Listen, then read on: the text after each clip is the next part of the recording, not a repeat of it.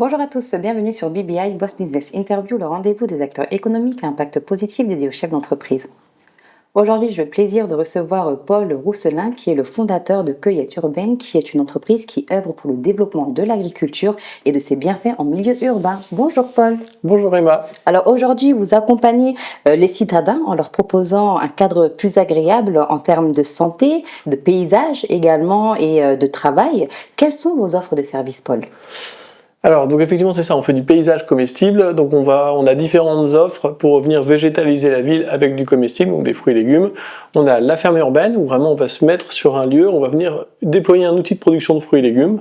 Souvent c'est un outil hors sol, on peut se mettre sur les toits ou en pied d'immeuble. On a une offre plutôt de jardin potager, où là on vient embellir un lieu pour justement le bien-être un peu des citoyens et où ils auront la possibilité de venir récolter des fruits et légumes. Et il y a une dernière offre associée à ces deux premières qui est les ateliers de cohésion d'équipe autour du jardinage, de la cuisine de saison et de la sensibilisation à l'écologie. Une manière aussi de renforcer cette idéologie, aussi ces idées en termes d'engagement aussi de la part des différents clients que vous accompagnez. Oui, c'est ça. Effectivement, c'est ce que cherchent nos clients. C'est vraiment l'impact, à la fois un impact écologique et puis aussi un impact social ils vont justement. On dit qu'on crée un lieu de vie, donc ils vont venir justement interagir dans ce lieu de vie. Ils vont venir profiter effectivement des fruits et légumes, d'une petite balade, de ces petits îlots de fraîcheur qu'on va créer justement en pleine ville. Une très belle initiative. Aujourd'hui, comment est-ce que vous mesurez et optimisez l'empreinte carbone de vos fermes aquaponiques tout en soutenant les filières locales ? Alors on fait des fermes hydroponiques, là vous avez dit aquaponiques, mais on fait surtout des fermes hydroponiques, donc ça veut dire c'est de l'eau qui vont être véhiculées pour justement venir nourrir les plantes, donc il n'y a pas forcément de terre. Au niveau écologique, il est à 4 niveaux, il est au niveau de l'eau, donc on va avoir une meilleure gestion de l'eau, on considère qu'on économise 90% d'eau avec ces techniques. Il est au niveau de l'îlot de chaleur des villes, donc on va venir réduire un peu la température dégagée par le bâtiment, en justement une meilleure isolation par les végétaux, soit sur le côté, soit par le haut.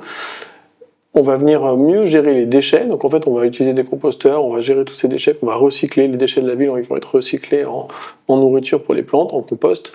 Et le dernier, c'est au niveau de la qualité de l'air, où on va réduire le transport associé aux fruits et légumes, on va être en circuit court et donc il y aura moins de dégagement de CO2 dans les villes.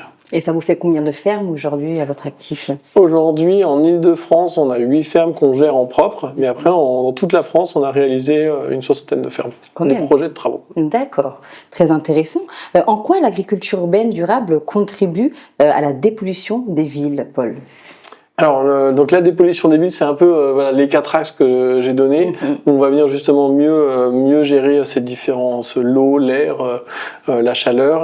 Après, l'autre avantage de l'agriculture en ville, de la manière dont on la conçoit en tout cas, c'est de créer cette interaction, ce lieu de vie où les gens vont justement se sentir mieux. Il va y avoir un peu de bien-être créé sur le site. On intervient pas mal auprès d'entreprises et dans ce cas-là, sur un site d'une entreprise, les gens en se sentant mieux, ils vont moins quitter leur boulot, ils vont moins bouger, ils vont être plus contents sur leur lieu de vie et à terme donc plus productifs aussi. Et une manière de sensibiliser aussi à ces thématiques-là. Voilà, et en plus c'est ça, c'est qu'il y a une sorte un peu de reconnexion à la nature qui est créée avec ces outils.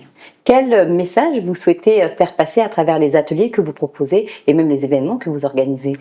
Alors, les messages, on essaie justement de montrer qu'avec le végétal, il y a un rôle, il peut être utile justement pour nous, pour chacun de nous, que ce soit nos familles ou même chaque individu. On essaie de montrer que le végétal, il peut être comestible, il peut être transformé. On fait des ateliers autour de la tisane, on fait même un atelier pour faire des bâtons de fumigation. Donc on montre vraiment les différentes choses qu'on peut faire sur ce végétal qui a finalement un rôle dans la ville aussi. Donc un lien au final qu'on n'a pas forcément conscience.